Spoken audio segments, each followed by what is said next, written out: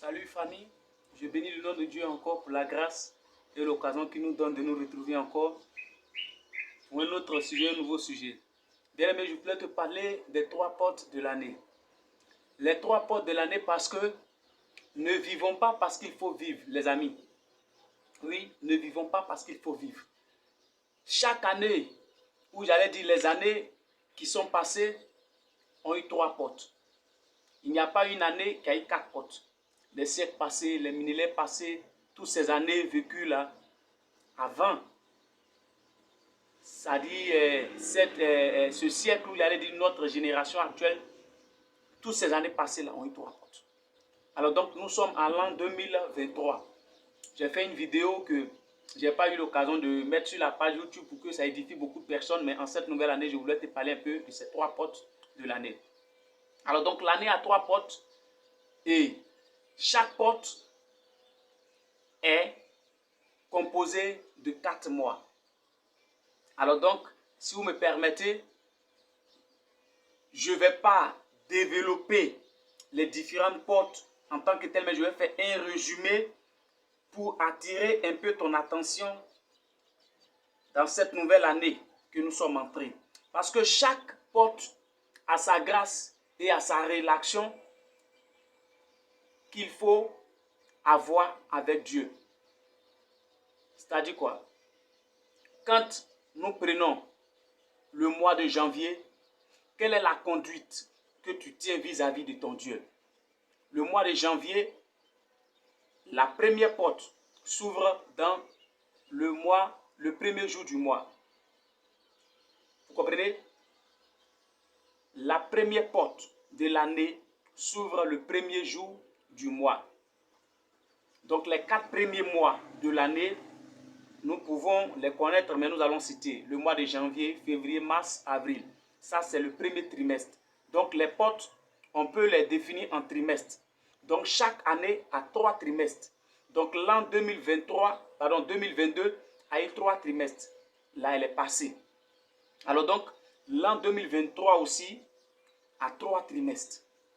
Donc, le premier trimestre de l'année 2023 a commencé depuis le premier jour du premier mois de l'année. Donc, chaque trimestre a un travail chrétienne, chantre, évangéliste, fidèle que vous êtes, que nous sommes. Chaque trimestre a un travail qu'il faut faire devant son Dieu ou pour son Dieu.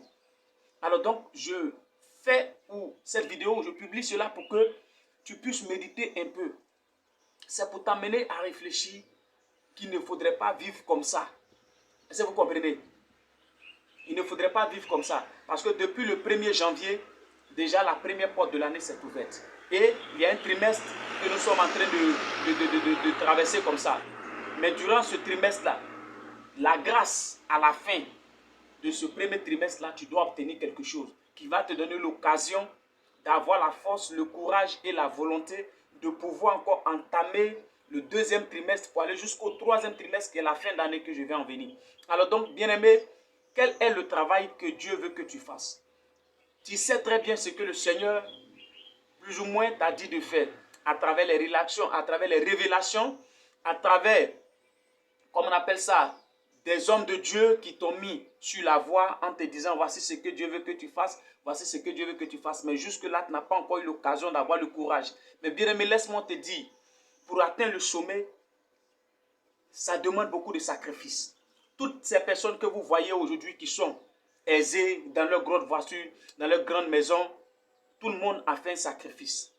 Mais ici, toi chrétien, toi chrétienne qui m'écoutes, je veux que ton sacrifice cette année soit d'obéir à la voix de Dieu.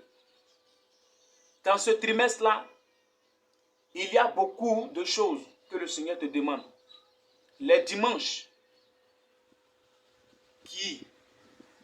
comme on appelle ça, les différents dimanches, qui sont les jours où le Seigneur prend le temps de nous écouter, bien-aimé, ce dimanche-là, qu'est-ce que tu fais quand tu es en sa présence? Qu'est-ce que tu fais? Donc tout à l'heure, je vais finir avec cette première porte, faire une deuxième vidéo pour une deuxième porte, une troisième vidéo, sinon elle serait un peu longue. Alors donc, du premier mois, qui est janvier, jusqu'au 4e mois, avril, qu'est-ce que tu as commencé à faire pour qu'à la fin, avril, début mai, tu reçoives quelque chose. Ne laisse pas le monde te diriger, ne laisse pas le monde te guider. Tu as un travail à faire pour ton Créateur. Tu as un travail à faire pour ton Créateur.